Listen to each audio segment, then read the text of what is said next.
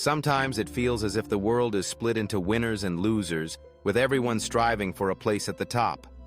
The word loser itself carries a heavy weight, an accusation, a label, a stigma that threatens to define a person's entire existence.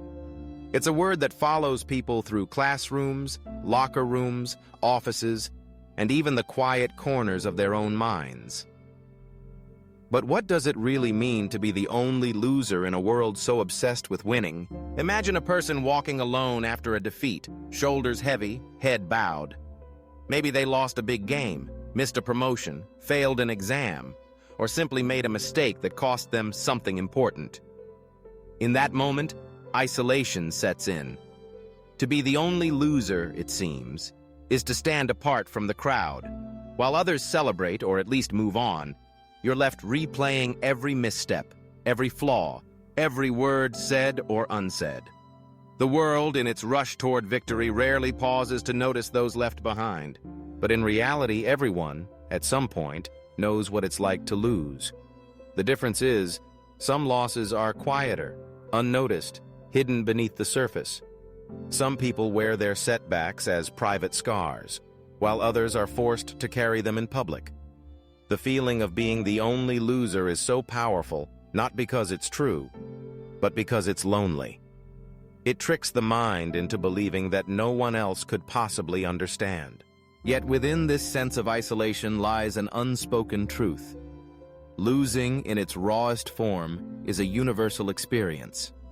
It's what connects us as humans, teaching humility and resilience. The only loser is never truly alone. They are simply the one most willing to face the discomfort, to sit with it, and to learn from it. The world tells us to hide our losses, to mask our disappointment with false bravado or silence. But what if we embraced the role of the loser for a moment? What if we saw it not as a final sentence, but as a chapter, a necessary pause before the next act? Every great story has moments of defeat. Heroes fall, dreams falter, plans unravel. But from those ashes, growth is possible. Being the only loser offers a unique perspective. In the quiet after everyone else has left, there's space to reflect, to understand what truly matters. Wins are celebrated, but losses are remembered. They shape character, build empathy, and create deeper connections with others. Reaching out to someone else who feels defeated, sharing your story, or simply listening can transform isolation into solidarity.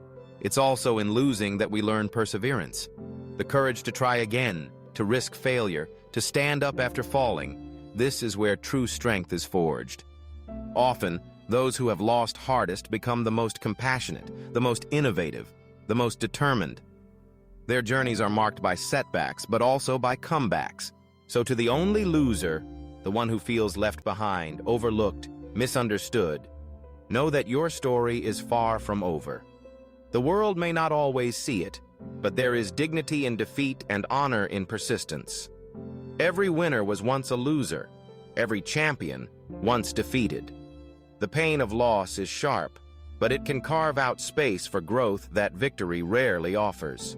In the end, the only loser is not the one who fails, but the one who gives up trying. Losses are not destinations, but crossroads. And from this place of seeming defeat, the path forward is wide open, waiting to be chosen anew.